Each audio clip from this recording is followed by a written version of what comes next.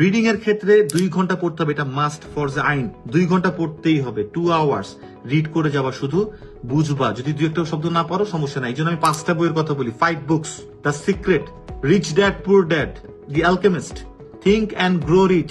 এই বইগুলো পড়ো। কেমন কি ভাই, এগুলো পড়লে কি আইএলস এর বই? এগুলো কোনোটা আইএলস এর বই না। এগুলো কিসের বই জানো? তোমার অভ্যাস ধরানোর বই। এগুলো কিসের বই জানো? তোমার ইংলিশ হ্যাবিট বাড়ানোর বই। এগুলো কিসের বই জানো? তোমার পজিটিভ থাকার বই। এগুলো করলে তোমার রিডিং স্পিড বাড়বে। তুমি তো পড়তেই চাও না, তোমাকে আমি ক্যামব্রিজের বই দিলে তুমি পড়বা না। তো তোমাকে পড়াইতে হবে। তো রিডিং হ্যাবিট বিল্ড না করে যত স্ট্র্যাটেজিস আছে, টিপস আছে, ট্রিক্স আছে, সেগুলোতে কিচ্ছু হবে না, কিচ্ছু হবে না। হয়তোবা ঝড়ে বক পরে ফকিরের কেরামতি পারে, অথবা তোমার যদি বেস খুব ভালো থেকে থাকে তাহলে হবে। আমাদের কারেন্ট ব্যাচে, আমার যে এখন কারেন্ট ব্যাচ চলছে 51st ব্যাচ, কানাডা থেকে 3-4 জন আছে, ইংলিশ স্পিকিং কান্ট্রি, ভালো ইংলিশ বলে ওরা। ইংলিশ মিডিয়ামের স্টুডেন্টস আছে 2 জন, ডাক্তারস আছে, ইংলিশে অনার্স করা স্টুডেন্টস আছে।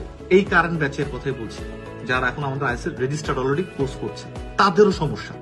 সো ওগুলোতে যদি হয়েই যাইতো তাহলে তো হইতোই। তাহলে ব্রিটিশ কাউন্সিল তো এরকম বিজনেস করতো না, এরকম আইডিবি তো এরকম বিজনেস করতে পারতো না, এত মিলিয়ন মিলিয়ন ডলার খরচ করতো না কোয়েশ্চেন ডেভেলপের জন্য। মাথায় রাখতে হবে জিনিসগুলো।